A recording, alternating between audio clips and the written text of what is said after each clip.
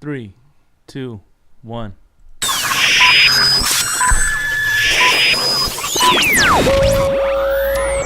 Okay, we are clear. Ready to go live in 5, 4. Cue the talent. 3.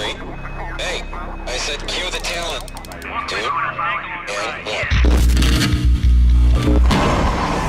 Attention hobbyists, sports fans, and collectors nationwide and abroad. It's time to get hype.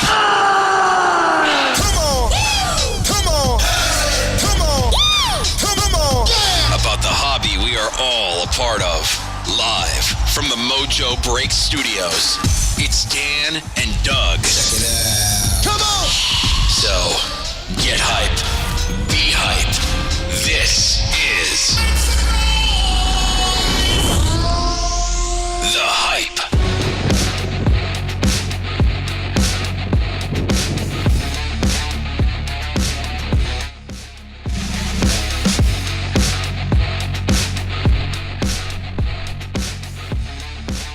What is going down, everybody? It's time for another new episode of The Hype. We're here on a weekly basis. You could also catch us on iTunes under Mojo Break if you're at the gym, traveling in a car, and you need to listen to something. We go over all hobby news and stuff that's pertaining to the hobby, like investing in cards, some of the new topics, some of the new sets, and we give opinions. So be sure to check it out. 2018 Finest is here. We're going to talk about that today. We're also going to talk about when is it right to sell a card with the word RIP in the title, and that's going to be the first topic of the day. I'm joined by Dan. What's going down, dude? What's up? I got a... Oh, well, you know what? We'll just we'll go right into that. We'll go right into that. Because I know exactly how I'm gonna word that, and when it's okay to put RIP in the card. Okay. All right. C-Rad, what's going down, dude? What's up, everybody? Dude, I still haven't seen that Black Panther yet. I seen that it's on iTunes, and I've been wanting to. It was between that and Game Night the other night, and I didn't rent either of them because it got too late with the kids. But I was strongly trying to watch Black Panther, but I didn't. I went with Game Night. Is it good? Yeah, I'd go ahead and pass on that one. Okay, so we're going Black Panther. I mean, I love Jason Bateman. He's awesome. That's why I was gonna get it. But it was weak. It was weak. It was. It kind of seemed like it was going for a thriller, but comedy at the same time. Yeah, no. It's kind of weak. There was really very few funny parts. Okay, so that's see, I go by the Rotten Tomatoes, which is probably not the right way to go. But if a movie's over 70% on Rotten Tomatoes, it's was it good. over 70%? Yeah, it was like 85. Holy crap! Maybe they get paid, man. Oh. But so Black Panther it is next time I get a chance to watch a movie these days, which is very few and far between, it seems like. But anyways, I wanted to pay homage to Dwight Clark. Rest in peace to Dwight Clark, who passed away on Monday. And obviously I'm a Niner fan, so it was a huge part of my heritage. I mean, I wasn't born when it happened, but when I was a kid, it was, the play. Every year they showed shots of the catch. And it's probably one of the most memorable football plays of all time. We talked about this in the chat earlier today. Is there another football play that's more memorable than the catch? And I don't think so. I think there's some that are close, but I think the catch has been played on NFL broadcasts more than any other play. Now, I know local games here are 49ers, so we probably see it even more. Are we gonna go around and give options, or? Well, that's what I'm going to say. I mean, what do you think of when you memorable football plays? What comes to your mind first? My first one is the Immaculate Reception. That's my first one. I think I've actually seen highlights of that particular play more than I've seen of the catch. Really? Yes. That's the one where the ball kind of hit the ground. The ball kind of hits the ground. He Franco Harris runs up and kind of I mean, some people I think they say it did hit the ground, but it didn't in the game, and it counted as a touchdown. But that's the one I think of. C-Rad's is probably the tuck, right? You already know. Unfortunately, I would be. But yeah, I agree. This one I've seen this a bazillion, quadrillion times, dude. This Dwight Howard. Yeah. Clark. Yeah. I mean, you also have the Tyree helmet catch in the Super Bowl. That was a big one. Yep. The guy probably could do that 100 more times and never get the same catch. Maybe in another 20 years we'll see which one is. But like us growing up, obviously here in the Bay Area too. Like we've seen this one. I think somebody was talking in the chat about the butt fumble. But that one I think is just a funny one. I don't Comical. I don't think that's been played I don't think that's, over and over and over. Well, I guess It was a meme in the age of memes. It was a GIF. It was a very popular one. If you guys in the chat have any you want to contribute to, what is the most memorable football play? And maybe we're all from different areas here as collectors.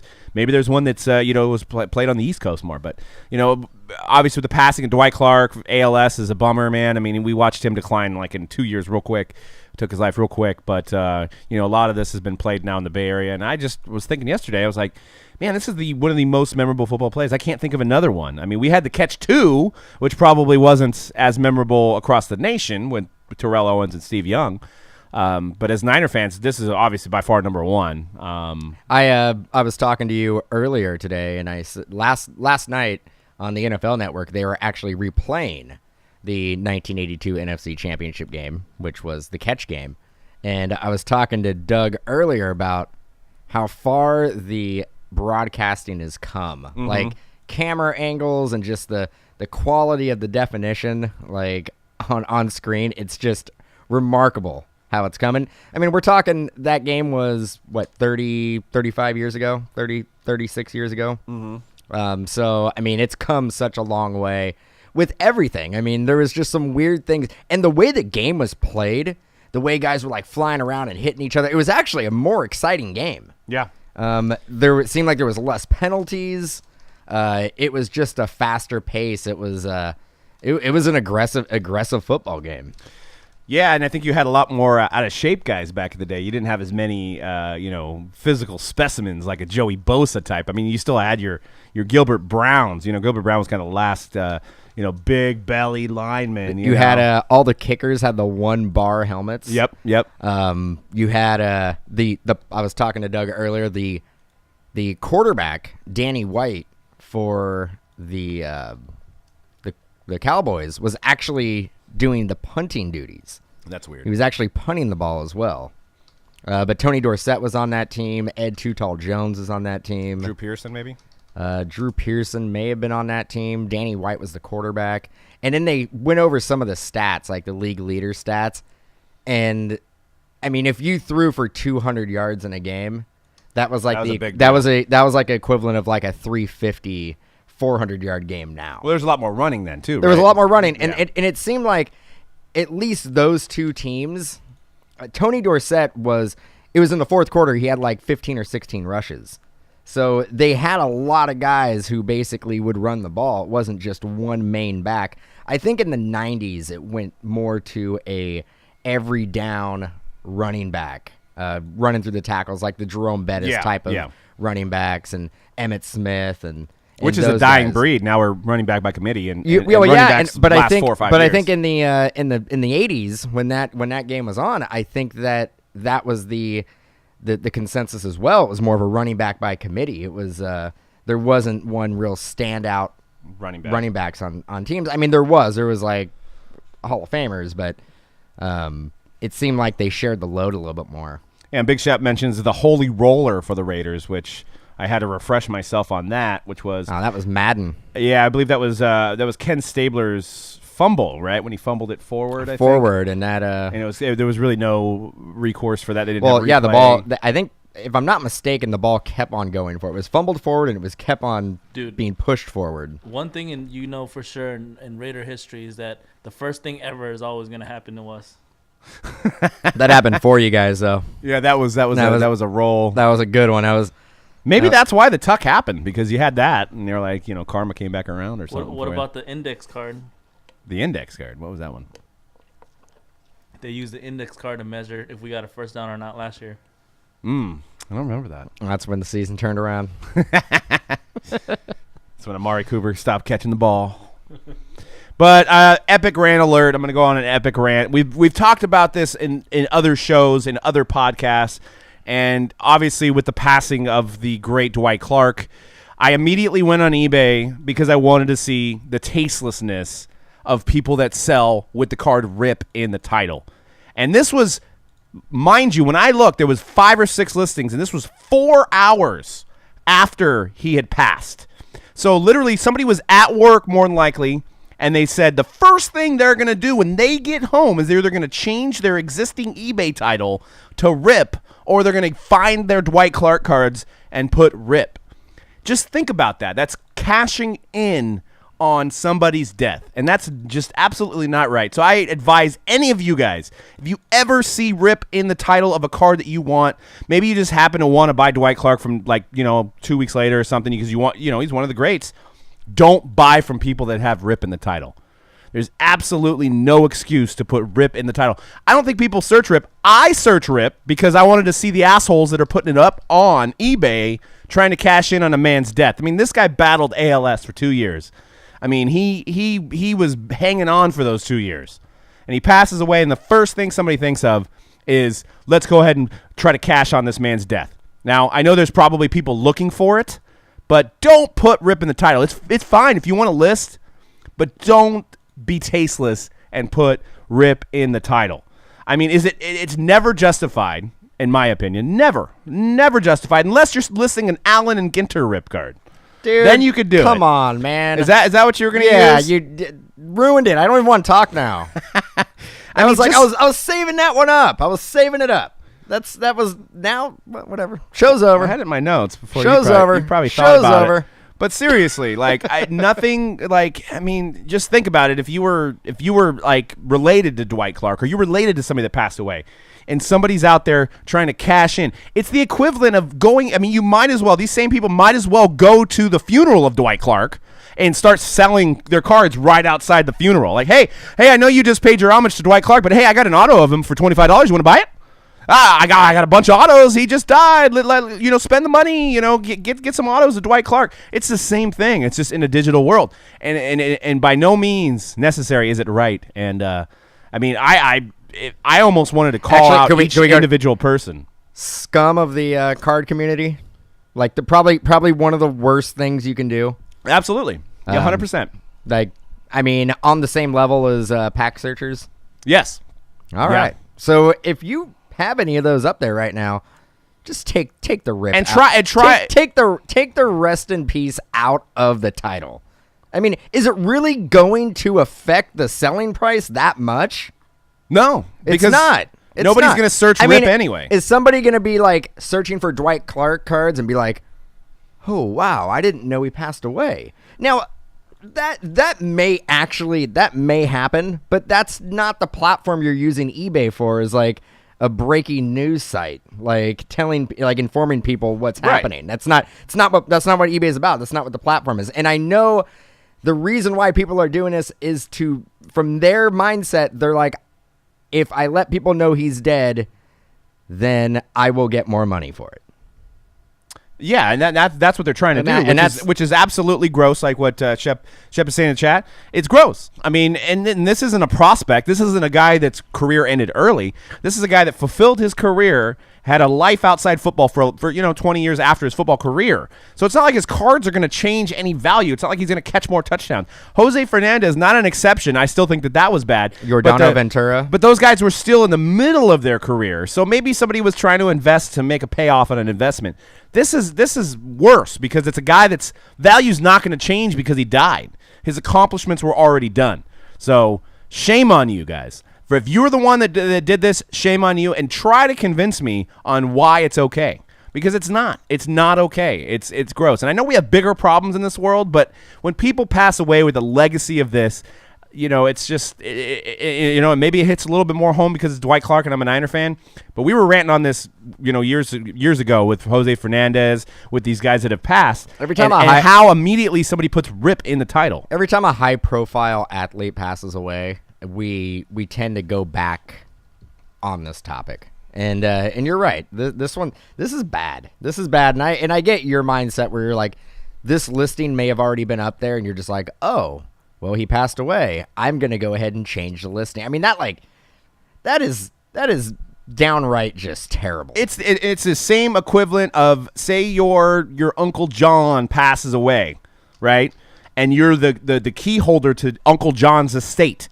And what you do, you go to his funeral and you have a garage sale of all of his stuff outside of the funeral while his funeral is going on. So that you're, hey, I'm getting the most traffic for the garage sale because of all the people people must love John because he's got all these friends and stuff that are at his funeral. So I'm going to go out and sell his shirts. I'm going to sell his photos right outside the funeral. What would you do if you were at that funeral? You beat that guy's ass. And that's what's going on here in a digital world. This is my prime audience right now. Right. This is my prime audience. This is the best time to move the product here. But it's not. It's terrible. It's not. I mean, Dwight Clark. If people want Dwight Clark, I mean, if you're gonna list it after his death, just do it respectfully. Just don't put RIP in the title. Don't put rest in peace in the title, and you're not gonna look like a scumbag. That one that you're actually the top one, the PSA 8, and I know people listening on iTunes, we have a screenshot up here of an eBay listing. It actually says PSA 8 RIP 6/4/18. Yep, it actually the date has of his death. It actually has the date of his death in the title. Yeah. Come on, bruh. Yeah. Come on, bruh. And it says 49ers lot the catch. I don't know. I don't see that. It might be the same guy below him. I don't know. It's the same. I mean, he doesn't have the date in that one, but I mean, and I'm telling this was and actually how many did you find? 16. 16. There was 16 listings, and there was 5 or 6 immediately. Like I said, when I got home, we were breaking on Monday when I found out that he had passed. Somebody mentioned in our chat around 3 or 4 o'clock, which was, I believe, when his wife tweeted it out, or it was, let into the mainstream news. So literally there was about a 3-hour span where these cards went up with RIP. So that's what I'm saying. That makes it even more diabolical, is that you're picturing this person going through their day, going through their busy work week or whatever they do, and the first thing is on their mind when they get home is to list this card with RIP. To make what, $10? To make $5? Maybe to make the same amount you would if you didn't have RIP in the title? It's just, I mean, come on. Just stop. And I wouldn't even be opposed if you guys message or flag these eBay listings, because these people need to learn. Don't put it up. Next time it happens, don't put it up. This is just bad card etiquette. It's one of those unwritten rules in the card industry that you just don't do. Well, don't take advantage of somebody's debt. Put yourself in the position of the family. It's just cashing in. I mean, that's what you're doing. You're cashing in. I don't know if it's an unwritten rule. It's a rule that we stand behind. Yeah, it's like an unwritten baseball rule. You don't step on the mound. You don't, those kind of things. To respect your peers. Unless you're A-Rod and Dallas Braden's pitching, yeah. you can do that. When I heard Bruno Sammartino pass away, I picked up one of his cards for my wrestling PC for $20 as soon as I heard. The cheapest was $60 within an hour. Yeah, I mean, I'm not denying the fact that there may be more eyeballs trying to, he's not going to sign any more autos. I need to get one. That's fine if you have it. Well, you're not sell it. But you're not saying anything about don't list your cards. Just don't put rest in peace in the title. Yes, absolutely. Or anywhere in the anywhere. Or anywhere in the description. I mean, if you put it up like you would any other time. Yeah. Yeah. Just don't try to monetize the death of the person you're selling, basically. Absolutely. The card you're selling. Yep, 100%. That was my rant because I saw that. I knew. I didn't even have to look. I could have just told you guys about it. We did it. We knew it was going to happen. It happened. We talked about it with Ventura. We talked about it with Fernandez. I think it happened a lot with Ernie Banks. Yep, Ernie Banks was the last one we ranted on. Ernie Banks was really bad because Ernie Banks had a lot of autographs. Yes. He signed a lot at the end of his life, and there was a lot of stuff up there. And it was like, I mean, there was more rest in peace titles than there were not rest in peace titles. You know what would be really funny? This is how we control these guys. So find these people that are selling the rips, and if they have another card of a guy that's like passed away, like say they have a Babe Ruth, just message them and say, I just want to let you know that he passed away too. So okay, if you could put Rip in the listing of that too, you might as well, because he passed away as well. And just troll. Because a lot of these guys probably have cards of guys that are deceased, but it doesn't say Rip in the title of those. Because those guys have maybe passed away a long time ago and it's not valuable to put Rip on there. Go ahead and search Babe Ruth right now. I doubt there's any listings that say Rip in there. Because he's passed away so long, so it's not news. So now we're capitalizing on the fact that it's news. And Doug C, rest in profit. That's what we're going for. That's what the Rip means. Rest in profit. So, but yeah, we could troll them by saying, "Hey, let's go through all your cards and say, why doesn't that say rest in peace?" I wonder what that card for $200 was listed at, 2 months ago. Well, it was $399 according to his sale, but it went down. It went down. Because I'm pretty sure that I could have picked up a Dwight Clark rookie PSA 8 for well under $200. Well, actually, if you read, and once again with the podcast here, you can buy a refurbished one for $74.99. $74.99. I'm not sure how they refurbish a refurbish a PSA 8. I don't know if they just pull it out of the garbage and clean it all up and then slab it again. I'm not sure how they refurb those, but hey, you can get a refurbished one as well. But anyways, the point of the story is, please don't list cards of people that die with rest in peace in the title. It's not necessary. It's tasteless. It's not respecting the person's legacy. And the whole reason you're collecting is for the legacy of that player, right? I mean, so let's respect their legacy and not put RIP in the title. So, but yes, RIP cards. And by RIP all cards, means, that's it. if you do have one of those listings up there, let us know. I want to know how you justify it. If you have a reason for justifying it, you want to speak your piece, let us know. And I was going to say, is it ever right, besides the Ginter?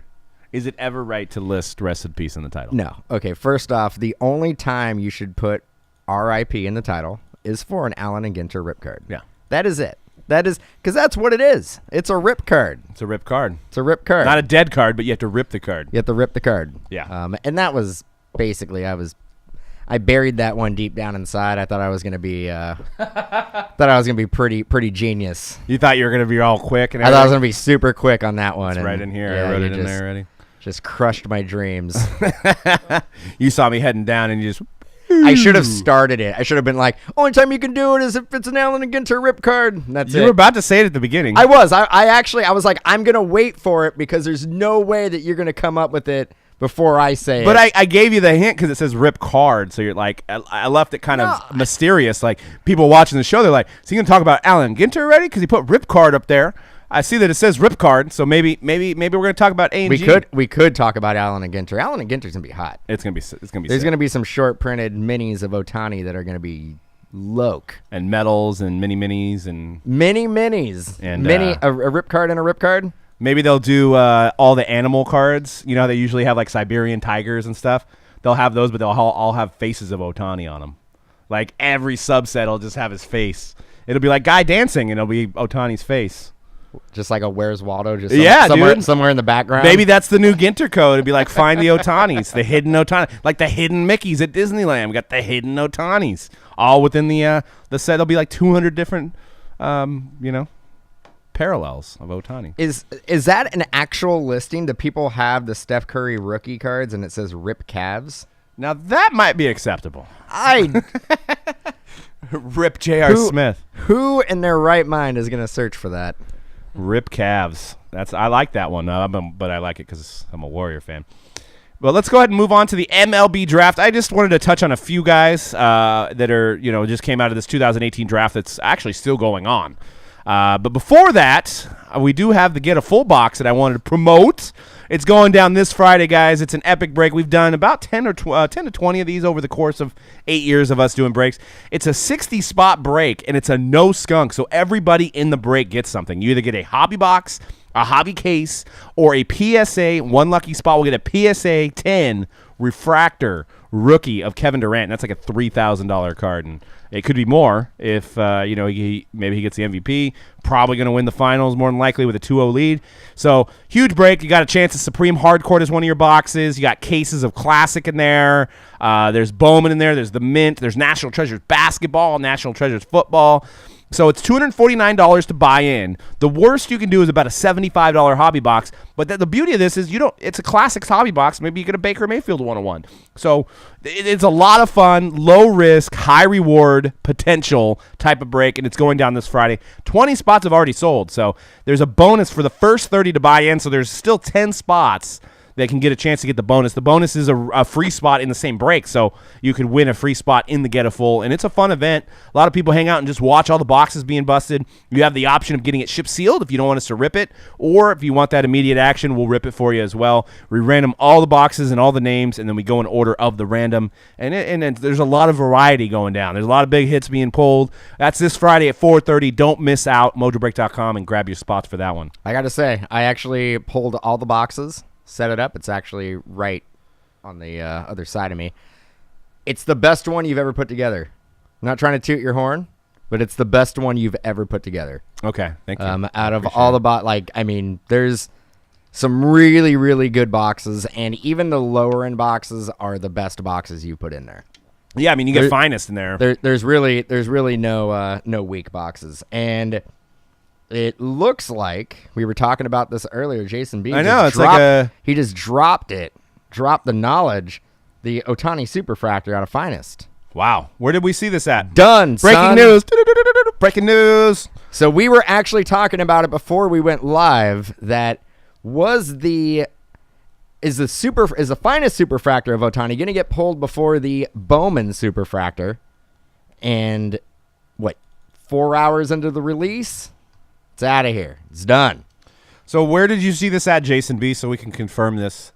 I looked at Blowout real quickly. I didn't see it. There is a Topps Finest thread. Maybe I can go to the last page and see if it's been pulled. But maybe the there it is. Maybe the Superfractor Ohtani is in the full box. Get a full box. That Bowman box right there that's pictured. Maybe it's in there. Yep, Ohtani Super looks like it's confirmed. I can't tell. It doesn't look like a Photoshop job. It is on the Blowout forums, Instagram post, and it's on eBay. Let's see. Let's see. Of course, it's on eBay. Why wouldn't it not be on eBay? Let's see. Let's stop. Let's stop.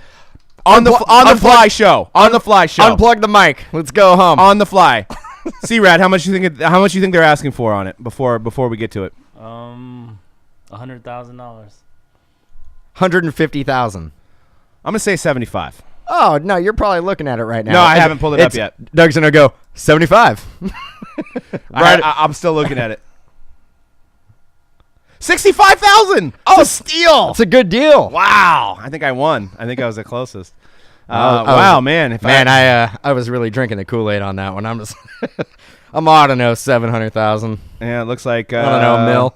The person who Wichita, Kansas is they've got it. They should probably try to see Blowout will pay them 100,000 for that. They're like, yeah, I pulled it. And they're like, no, wrong one. But 65,000. Well, if I sell my car, you sell your car, C-Rad sells his car, then we'll need another 55,000, and then we'll be able to get it. I'm just looking to get some. And how much do we got? We got 55,000 in boxes back there. No, maybe close. Damn it, man. Well, product's dead, guys. Product's dead. No, I'm just kidding. Somebody's trying to get 9,000 for the number to 25 Ohtani as well. So man, the colored refractors are going for a lot of money. Yeah. Yep. I mean, I know the Superfractor's done, but this product still has a lot of value.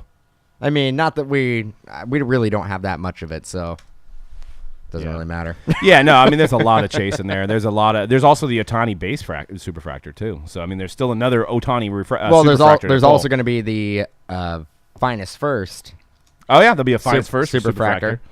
So yeah, and then is there two different versions, him pitching and him hitting? So there might be 5 Otanis. I think the Finest First is him pitching. Okay. The regular base card I think is him hitting. So it's not dead. Only one of the worst Superfractor was pulled. I mean the best. I'm kidding. It doesn't. Anyway, it doesn't really matter. It doesn't matter. It's the powers that be are holding on to all of it. So it's unfortunately it's not going to go down. Yes, the powers that be, meaning the distributors. Yeah, it's not and Topps maybe. Who knows? It ain't going down. All right, we can't get any more. It's over. Yep. Well, we should try to get discounts now that one's been pulled. We should use that in our favor. Yeah. Have you ever tried that? No, but I'm gonna try it today. Have you ever actually contacted a distributor and said, "Yeah, I'm pretty sure like the best cards have already been pulled out of it. So can you give me a discount?" I know. Yeah, we're like, hey, this one's been pulled. This one's been pulled. I can't get any money back on this stuff. Did they just generically list it? They did. You were bidding on an item in the title. Just a just no big deal. $65,000. Did they take a picture of the back of the card? They did. Okay, it's in a top loader. It's in a top loader.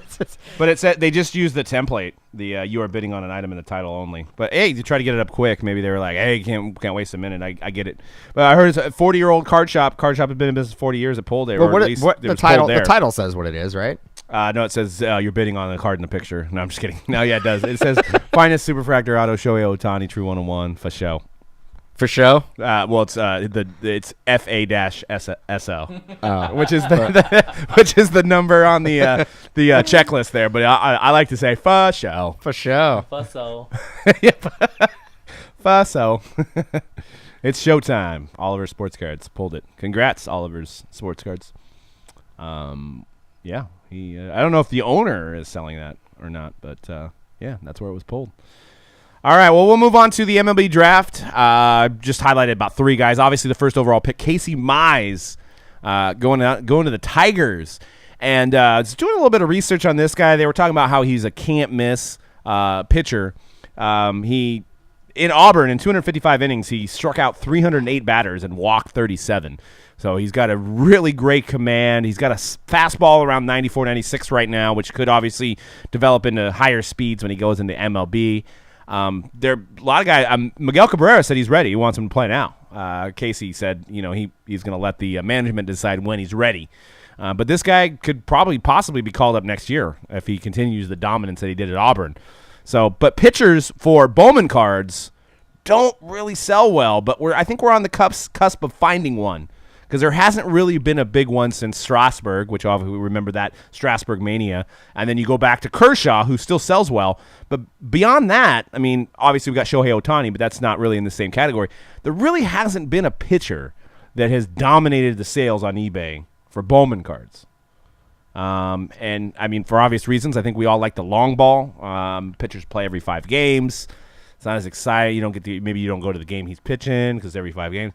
But this guy, they're saying he's the best out of his conference since David Price, and even better than David Price. Aroldis Chapman was selling pretty well when he came out. Because I think he was one of the first guys to hit 100. Yeah, he had that.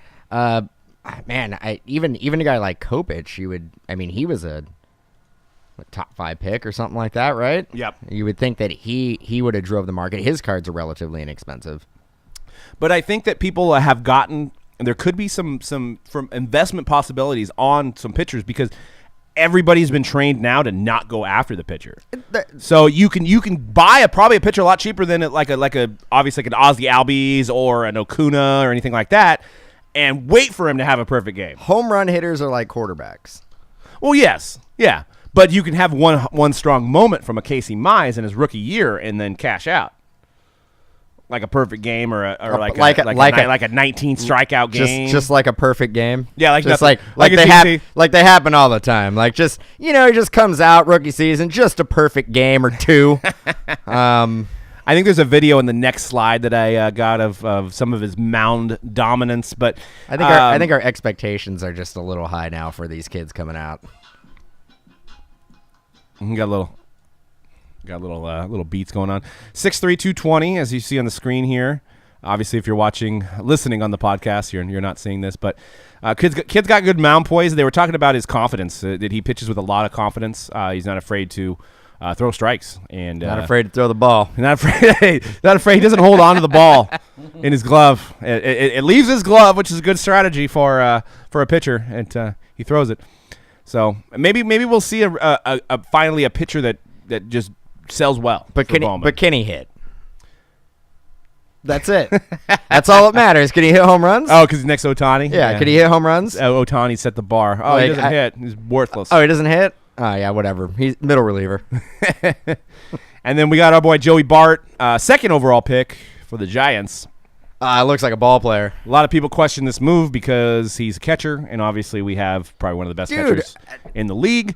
Posey can't catch forever. I get that, and I'm just saying what people are saying.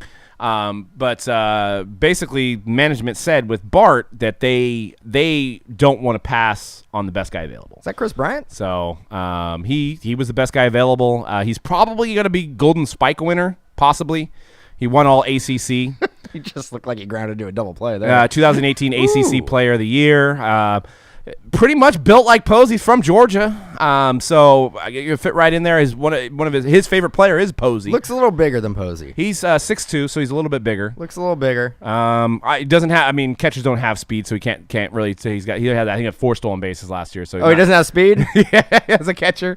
So it'll be interesting to see if and this is something to follow, guys, is what Topps does with Bowman Draft. So is Casey Mize going to be in Bowman Draft? Is Joey Bart? Probably one of them will be. More than likely, both of them won't be. They won't have both first and second overall pick in Bowman Draft because what they'll do is they'll hold them out to sell 2019 Bowman. So kind of keep an eye on it. If you see Joey Bard or Casey Mize tweeting out, this will be the easy thing to catch because there's only one more Bowman release this year after Chrome. It'll be draft. So if it's the 2018 design, you know it's going to be in draft if he tweets it out. So follow that. See if you can find that out. And but if it's a new design, then we know it's 2019 Bowman to chase these guys because I doubt both of them will be in draft. And then the other guy who went to C-Rad's A's is an interesting story. Is Kyler Murray. Well, that's all you need to know about value and who he got drafted by. Yeah. But we're a farm system. Yeah, exactly. We're other teams. He'll be a Yankee at some point. Yeah, he's right there. He's like slapping high fives. He's like, I'm going to be a Yankee. You got drafted by the A's. Oh, I'm going to go to Yankees. So this guy is compared to McCutchen. The next, he's got potential to be a speed threat, power threat. But he's going back to Oklahoma to be the quarterback. He's the favorite to be the next Oklahoma quarterback after Baker Mayfield. So he's already said he's going to play football, which is allowed by the rules. A lot of guys don't do it, but it's allowed. So he's going to try to play quarterback for 1 year. The interesting thing with him is he's 5'11". So I think trying to play in the NFL as a quarterback probably won't be in the cards, no pun intended. He's a fast kid. He's probably like a Lamar Jackson type, but he doesn't have the height for football. So I think he becomes a one-sport athlete and becomes a baseball player. He's guaranteed $5 million with the A's if he chooses to play baseball, but he is going to play 1 year of college football. So that'd be something to watch. I mean, he could be lighting up the stat lines in football because he is so fast. I don't know what he's trying to do. Maybe he's going to see if he does have an option to be a dual-threat athlete, but I'm confident the A's wouldn't have drafted him with the, 9th pick overall if they were not fairly certain that he was going to be a baseball player. But why does he want to play football for 1 year? Actually, I got a question. What if next year he comes out and he tells the A's, hey, I'm going football? Do they get, a pick back? That's a good question. I don't know. Because that's a tough thing to lose. You lose, the 9th pick overall. Well, I think you get a compensation because, remember when Mark Appel didn't sign with the Pirates, and they took him 4th overall or something like that. Yeah, but I think that compensation pick comes the next year. But I think it's after the first round because they have they have those compensation picks at the end of the first round for if you lose a marquee free agent. Mm-hmm. It may actually be the same thing if you can't sign your player, you get a comp pick at the end of the first round. I mean, you're basically trading. The 30? You're getting a 33rd pick instead of a 9th pick. Shep, if you could shed some light on that, on how that works. But I think they get in that compensation round, right? Oh, okay, so if he was picked 9th, they would get the 10th the next year. Okay. So so that's not that bad. So it protects them, I guess. I mean, but these guys do their due diligence because losing 1 year at draft picks, that's huge, especially a first rounder. I mean, that could be, potentially a starter for your team. I know baseball drafts are deep and a lot of guys don't pan out in the first round, but that does hurt. So I'm sure they talked to him and he said he's into baseball. I just don't understand why he would want to play football. What if he gets an ACL, MCL, TCL, PCL injury? And he's out, he can't play baseball anymore. I mean, that's the old Pacific Coast League injury. Yeah, I mean, every CL that you could possibly have, Craigslist. I don't know. You just get injured. Actually, since we're on the topic of the draft, remember that kid from Oregon State who was labeled he had that he was a pedophile. Yeah. He is going to get drafted today. I think he is going somebody. And there, I was actually reading a story on it, who's going to take because he pled guilty. He's on the whatever Megan's Law, whatever the equivalent is in Oregon. I think I don't know if it's called Megan's Law, but some team is going to take a chance on it. What do you think? Do you think that he was last year one of the best pitchers in college baseball? Yeah. Do you think it's worth it for a team to take a chance on him? Man, I don't know. I mean, that's a lot of press. I mean, I guess that's a lot of terrible press. Terrible. That's what. Yeah, I should rephrase that. It's a lot of terrible press. I mean, I don't know. I guess you got to sit down and talk to him. He was 13 when he did it, right? I think he was 15. He was 15. He was 15. You can't use that as an excuse. When I was 15, I knew right from wrong. Yeah. I think you knew right from wrong. C-Rad knew right from wrong. And now he actually came out and said that he didn't do it, even though he's on record saying he did and pled guilty. So, I was reading something today that he will go. Somebody will take a chance on him. Yeah, I mean, that's tough. I mean, that's a stigma that will absolutely follow him around for the rest of his career. I don't think anybody's going to forget it. That's like one of those unforgivable. I guess there will be an organization that's like, this guy was a first-round talent, and now we're getting him in the 30th round. So what's the skin off their back if it doesn't work out? But how do you? I mean, it's.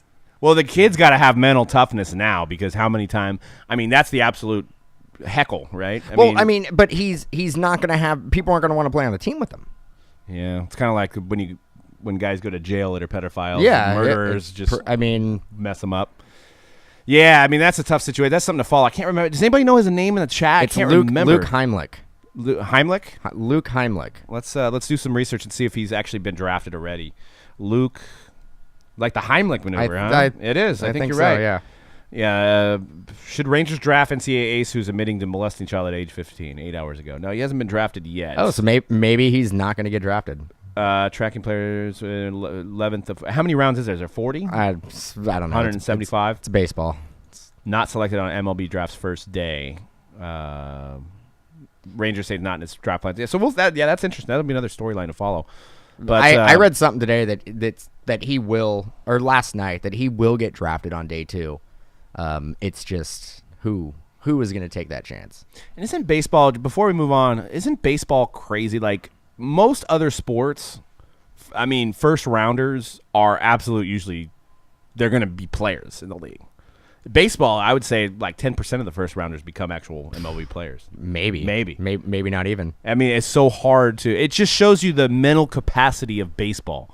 Baseball is such a mental game that if you cannot, you could show all the talent and speed where you're at in college or minors or high school, but if you can't mentally handle the game and figure out how to perform at a high level, then you have so much competition to get where you need to be. In baseball, if you're drafted out of college, say you went to college for 4 years, and you're like 21, 22 years old, you have your window of moving up the minor league ranks is about 3 to 4 years.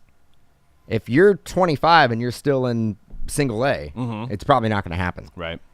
If you're out of high school and you're 18 years old, you have 6 years in the minor leagues to go up the ranks. If you don't get it by 24, 25, it's not going to be a viable career path. And these guys that are drafted probably 20th round and after are getting 30 grand a year. Maybe who knows? Nothing. Maybe. They got to stay at host families and things like that. I don't even know if they're if you're drafted in the 20th round, I don't even know if you're getting that much. You might get like a per diem per game maybe at that point, but I don't even know if you're getting a signing bonus. Well, imagine what's running through your. If you're a first rounder, right? You got a lot of confidence. You feel, and you have the confidence knowing that you have at least money to live on for the rest of your life. Like Kyler Murray is gonna get $5 million. So even if he completely fails at baseball, he's got $5 million that he can either buy a house. He has about $3 million after taxes. Right. But that's, I mean, you could live off that or get another job and have a nice savings, right? So you don't have that pressure. Guys that are getting drafted in the 25th round and they're getting $30,000 a year, every at bat, every pitch is probably getting in your head, right? Because you're like, this is my livelihood. This is my livelihood. You can't think that way. But you're also being drafted in the 30th round. You need to have you gotta have realistic expectations that you were drafted in the 30th round. But you also have to beat everybody out. So you have to be that much better. But you're drafted in the 30th round. You need to have realistic expectations that this may not be a career path for you. Yeah. But we always hear those stories of players who are drafted in the 10th, 12th, 15th, 20th round that end up being Major League ball players. But I guarantee you a lot of these guys put stock. There's got to be some guys that have put all their stock in baseball. Like, they don't have a backup plan. They came from maybe a underprivileged family. They kind of were the best in their high school in their town, maybe the best in their college or whatever, and they got drafted kind of late because they didn't go to a big school, and that's all they have. And it's got to maybe they have a kid, and they have a kid and they're in the minors and they're trying to try to provide. I mean, that's a lot of pressure on a 21, 22, 23-year-old kid, man. I mean, that's crazy. And baseball's got so many levels you have to go through. And then even if you're the best shortstop in the minors, maybe you're playing on a team that has the best shortstop in the majors. So you're never going to get called up there. You got to hope you get traded or something to get some action, or the guy gets hurt. Yeah, like what if you were a shortstop in the Yankees organization like through the 90s? Right. Like you're just True. like, you're all man, like once that Derek Jeter guy goes on a slump, I'm gonna get my call up. Yeah, I wonder. Take his job. That'd be an interesting thing to see which shortstops had gotten drafted. Oh, I'm pretty sure the Yankees were having no problem moving whatever shortstops they had in their farm system. I saw this video. I wanted to know how many marriage proposals this fan got. Not a lot of things happening in San Diego. There's a video on the next screen that we could play. This happened yesterday, or actually after, right here. And there was a foul ball that went behind the plate. She caught it in her beer. For you guys that are listening on the podcast, she saluted her beer. She had the phone in the hand the whole time. Somehow the ball fell in the beer. And what does she do?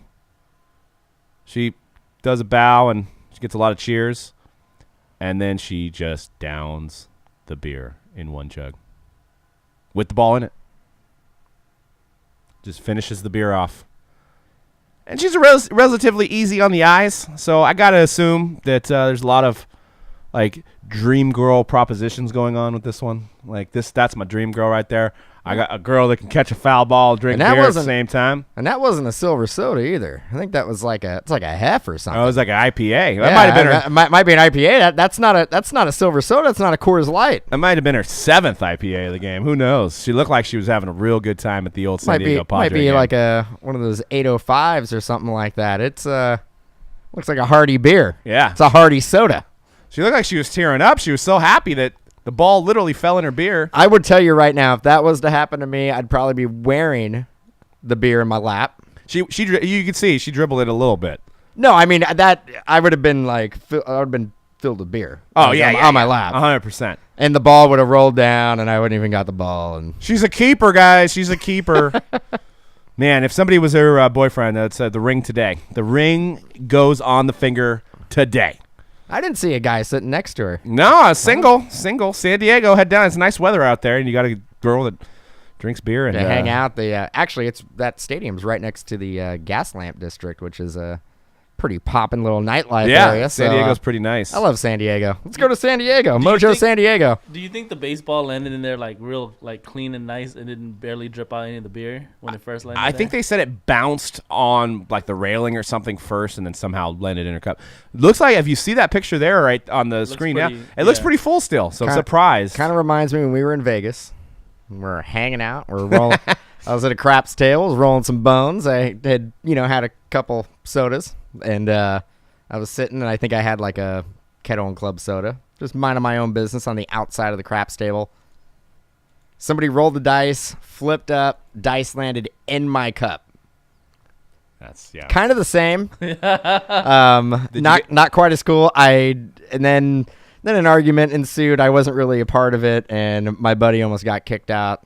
And because he wanted him to keep the dice. He wanted the pit boss to allow me to keep the dice, and I was like, I don't care. I'm like, you can have the dice back, but my buddy was he was gonna stick with it. He was like, no, you're leaving with that dice. That never happens. Yeah, that was a fun story. Were you there? I wasn't there. You weren't. I was there, but not there. I think I was playing somewhere else. Oh yeah, Billy was with me.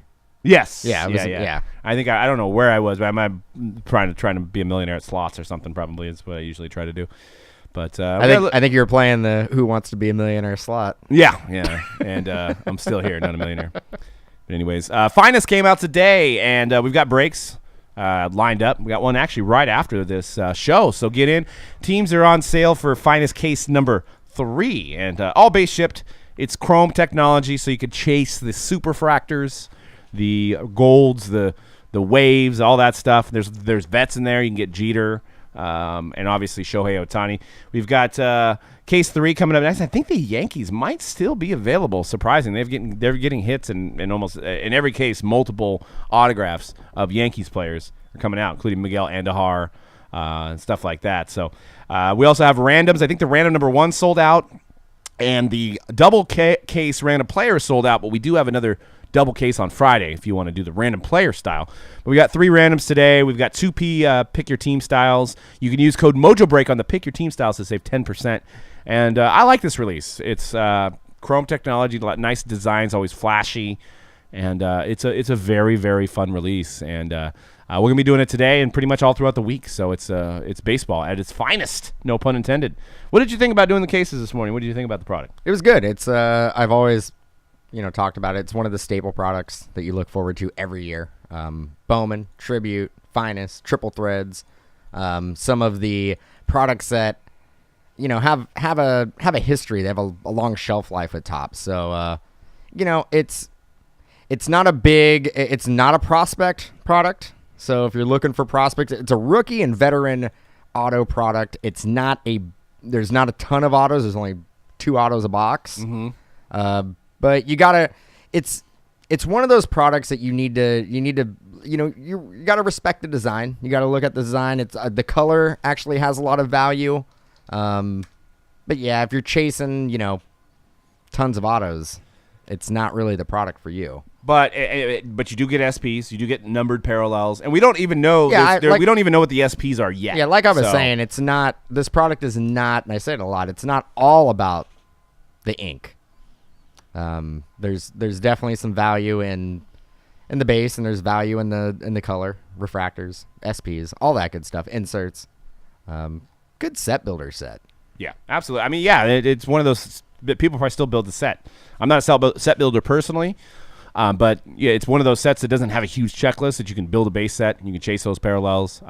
Like I said, Bryce Harper's in there, Kris Bryant, Derek Jeter's got autos in there, Mariano Rivera. So there's a lot of vet chase, and then obviously the superfractors always go for a good amount, and there still is some Ohtani superfractors to chase. And we have random teams today, too. So if you missed out on getting the Angels in a PYT, you got your shot at the random. And it's only a 20-spot random that we're doing today. So we basically comboed it up. And so you got a 1 in 20 chance of getting the Angels. And so that'd be fun. Not only do you have Ohtani possibilities, but you can also get Mike Trout stuff, too, which is, best player in baseball. That's what somebody said, at least. He's the best player in baseball. But since it's not filled up, we'll keep talking about stuff. I have the tangents, and then I have the Q&A. So if you guys have any questions that you'd like to ask us, feel free to type them in the chat, and we'll go over whatever. I mean, even if you want to ask about life, you want to ask about music or something, I don't care. We'll answer to the best of our abilities. But I wanted to, I don't think we do this enough, and I wanted to talk about it, and kind of talk about our experience. I wanted to talk about. I'll start with Dan, then we'll go C-Rad, and try to make it as short of a story as possible. But how did you get started in collecting? This is Dan from Mojo Break. This is Dan from Mojo Break. Well, I'll just let people know who's going to respond first. So. That's me. That's who I am. That's my name. That's Don't wear my it name. out. Okay. I actually don't even think you've ever introduced me like that. But that was weird. That was weird. That was weird. So yeah, collecting. Let's see. And I just try to do it short because I know it can be a very long story. Okay, short. So I think same kind of thing as you. The set of I think 87 Topps was purchased for me. One of those like big ass binders, and the whole complete set. Mm-hmm. So I think I had 87 complete set Topps, 88 complete set Topps, 88 Donruss complete set, and then me and my dad would go to the hobby shop, the local hobby shop in San Jose, one of them, and we were chasing the Griffey rookies, 89 Upper Deck. So we would buy, packs. I want to say packs were like $8 a pop, and back in like 1989, 1990, that was a lot of money. $8 for which? For Upper Deck, 89 Upper Deck. Griffey, I think it was, and they had the low series and high series. You would always want to go with the low series, had a better chance of getting the Griffey rookie. He was in high series, but it was a lot harder to pull. So, and why did your dad take you into collecting? Did he collect when he was a kid? You know what? He didn't collect. I think it was just one of those things that he wanted to have something we can do together. Mm-hmm. And I liked baseball. He liked baseball. It was the era of collecting because there was the stories of the 50s and 60s of all the cards that are worth a bunch of money. Right. So you collect now, and then it's a good investment into your future and all that good stuff. And it's a hobby that, like I said, we can do together. We went to shows together. It was kind of the same story as pretty much you have. And then high school, I kind of got out of it and got back into it when I was, in my mid 20s. Was it mid 20s? About that. Mid to late 20s. Well, what's the biggest thing that's changed for you as a kid collecting compared to collecting now? Whoa, it's still on me. Dan from Mojo Break, still on me. I thought I was done. No, I just had follow up to that. Oh, what was the question, Doug from Mojo Break? You did. What was the biggest difference for you collecting then as a kid compared to collecting now? Well, that's a good question, Doug. All right, Dan from Mojo Break. So the biggest difference in collecting then to collecting now? Yes. Obviously. You want me to repeat that one again? Yeah. Obviously, the autos and relics. Okay. Completely different. But see, I got out of collecting in high school. My dad actually kept on collecting, and he was still going into shops, and he actually was into the autographs and relics. I think when the year where McGuire and Sosa were basically chasing home. Yeah. He actually pulled a game used bat of Sosa that year, which I think it was like a $300 card at the time. And I remember him telling me about it, and I'm like, yeah, that's cool. But before he was a white man. Yeah, I'm like, that's cool. You pulled a $300 card. It's a game used bat. That's awesome. I'm in high school. I like girls. That's I was like, I'm trying to hang out. I can't. It's hard to hang out with the ladies if I'm talking about baseball cards. Yeah, I mean, plus, if you have the black fingernail polish would get on the cards too, and wouldn't be a. Oh man, I went. Whatever. Hey, I would have done it if it was around me. I just didn't hang out with people that painted their nails. The chicks liked it, man. Yeah, that's what I heard. Hey, I'm not knocking it. I just pointed it out. It's probably hard to get the cards when you have the black on your fingernails. I mean, if you're hanging out with chicks and they're just like, hey. And you're in high school, and they're like, "Hey, can we paint your nails?" You're like, "Whatever." Yeah, absolutely. I'll do whatever. As long as you're going to talk to me.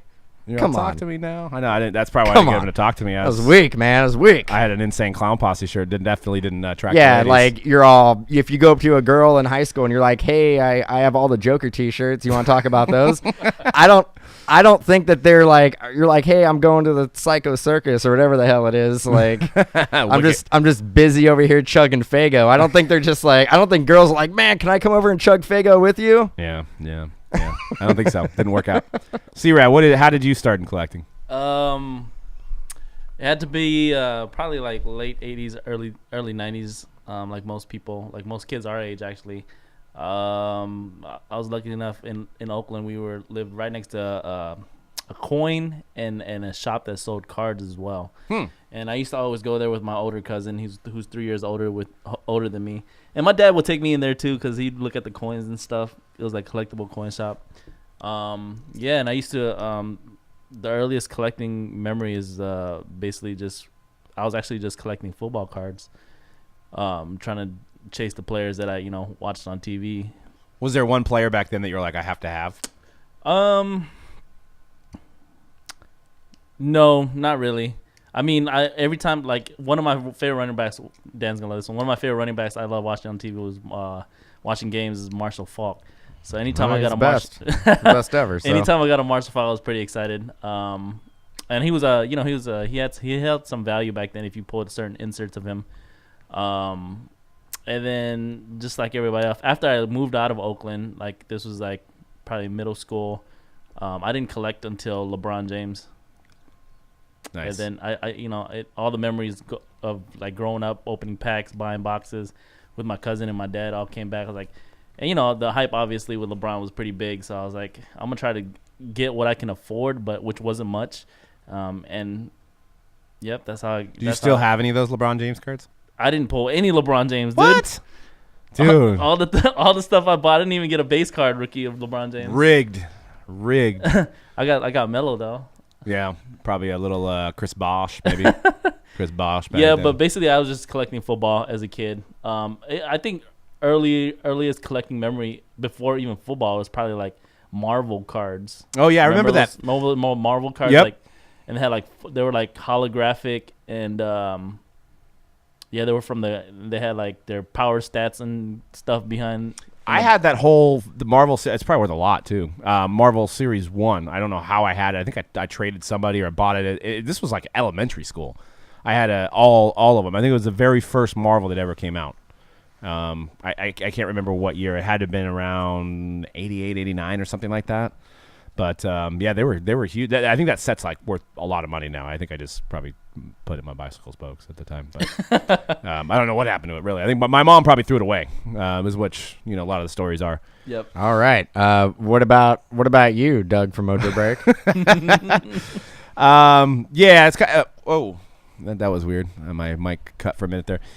Basically, kind of the same thing. I would get full sets under the tree that Santa Claus delivered, which Santa Claus was really good to me as a kid. He'd put it under the Santa Claus would come to my house. I still never caught him. I can't believe how he would get into my get into my chimney because it was real slim. But I did have one. Just slamming down your cookies and milk. Yeah, dude. I mean, so I wouldn't have any cookies to eat, but I'd have cards under the tree. But they were all put in binders by the team, so I would have all the teams. They weren't in number order, but they were in team order, which was cool. And I think it started with 87. It was the year. Yeah, it was the wood border year. It was when it started. So I was 5 years old.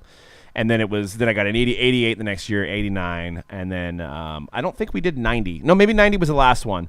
And then in 91, my dad, Stadium Club was like his jam. He was like, man, full bleed photos. And, these guys, he would get Beckett's and he would be like, man, the Frank Thomas is worth 300, Frank Thomas rookie card. And the Nolan Ryan with him in a tuxedo was worth, $20 or $30. And so we built the whole set, card by card through boxes and packs that he'd buy. And we went into the hobby shop but then we watched, and then we did football too, which was the Brett Favre Falcons year, and we did football and we built that whole football set. So that was probably the heyday for me as a kid. And then after that, it was the same kind of story. Got into ICP. Got into ICP. I can't say girls because if I as far as being an ICP fan, unless anyways.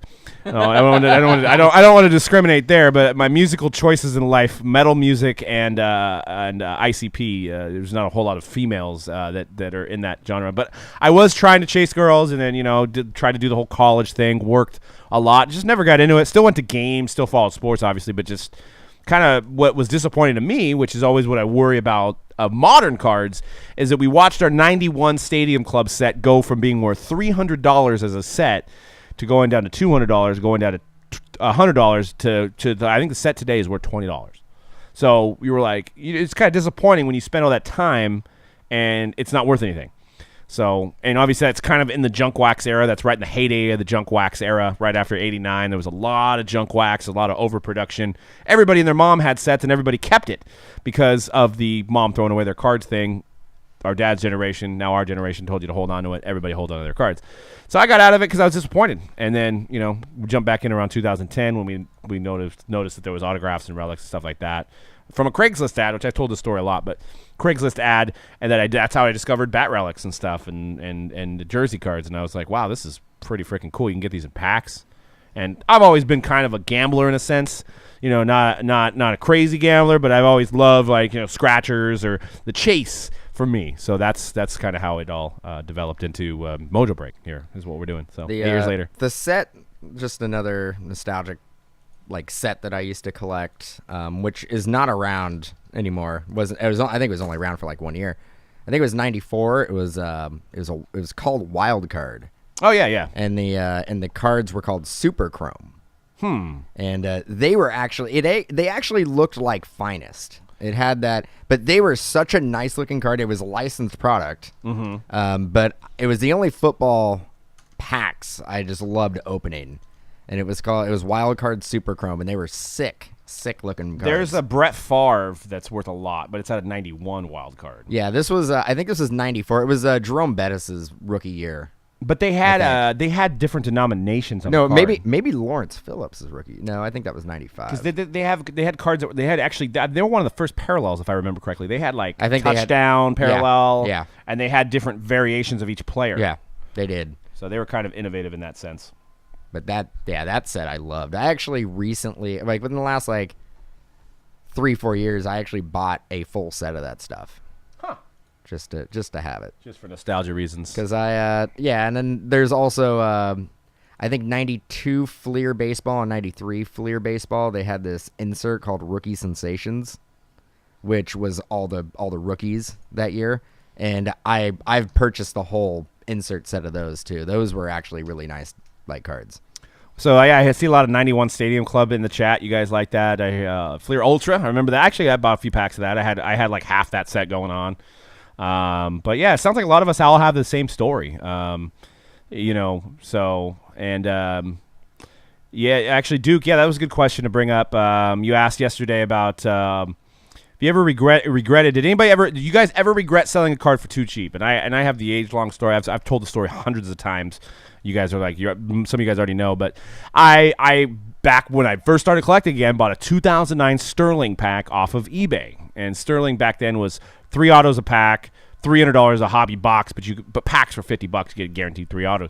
And I got a Mike Trout 2009, and the guy at the card shop said, yeah, I've heard about him. He's pretty good, Probably sells for about $20, $25. I was like, damn, I paid $50 for that pack. I'll get half the pack, and I maybe buy another pack. So I sold it for $25, and I think it's worth like $4,000 now. So it's not worth $4,000. I do. Yeah, it's not worth $4,000. It's the second card now to 2009. I think you're just hanging out smoking the devil's lettuce. Sterling Mike Trout 2009. 2,200, 1,800, 1,200 with bids, 2,500. Oh. Yeah, so that's my biggest regret. Do you have one? I know all my stuff that I've invested in has gone the other way. I've spent money top dollar on guys that never made the majors. I was pretty heavily invested in Francisco Peguero. Ben McDonald. Ben McDonald. Was it Brian Taylor from the Yankees? Brian Taylor from the Yankees. No, I'm talking. Well, recently, Francisco Peguero, I had a lot of his autos. I don't even think he's in the. I don't even think he's. I don't. He got called up briefly. Giants released him. I don't think he's caught on anywhere else. I think it's over for him. I don't know. I don't really have a card that I regret selling, but I actually don't. I don't sell a lot of my personal stuff. Yeah. I'm one of those I'm one of those collectors that I'll put it in my PC, and regardless if it goes up, I'll just hold on to it. Forever. So you're a hoarder. I'm a hoarder. Hoarder by nature. Yeah, I can't get rid of all my Marty Gilliards. What's I got Kendall Hunter PC here somewhere and Kaepernick, unfortunately. I mean, now I'm just I don't even know if it say Sean Mannion comes out and he just wins a MVP and a Super Bowl title, which is possible. I don't know if I can let him go. Oh, I can. I don't know. I can at an instant. I can do that. I don't know. It's hard. So, I've invested so much time and effort and tears into collecting Sean Mannion. Yep. Sean Mannion. You got to see our PC if you're ever in the area in San Jose. We've got a ridiculous Sean Mannion PC. It's very sad at the same time. It wins. It is.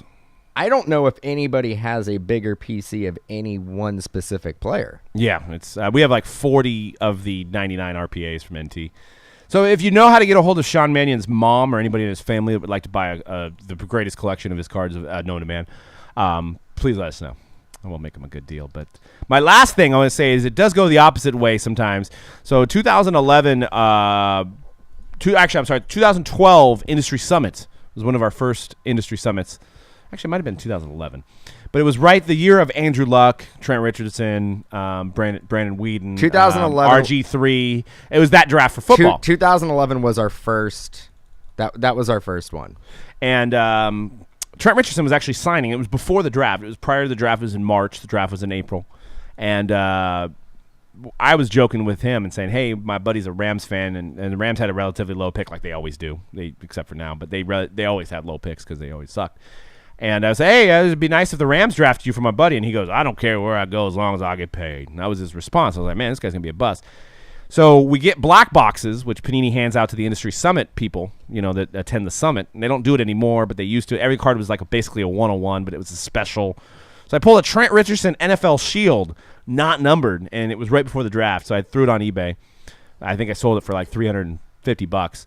I just recently bought it graded PSA 10 for $15. So it does happen the other way where you could sell a card, wait a couple years, wait till the guy sucks. I think, and if it has sentimental value like it did for me, Get it back. That specific card had a little bit of a story to it because I think it actually ended up on blowout. And people didn't know what it was. And people didn't know what it was, and they're like, how could there be a shield of a player who hasn't even been drafted yet? Right.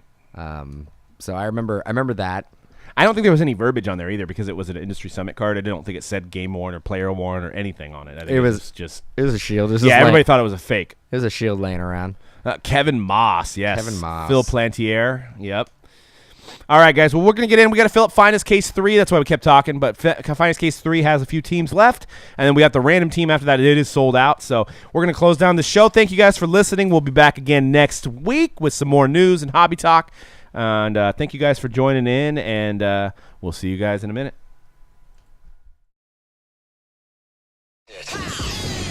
Thanks for watching this episode. Visit mojobreak.com for more info and your break spot. And we will see you next time on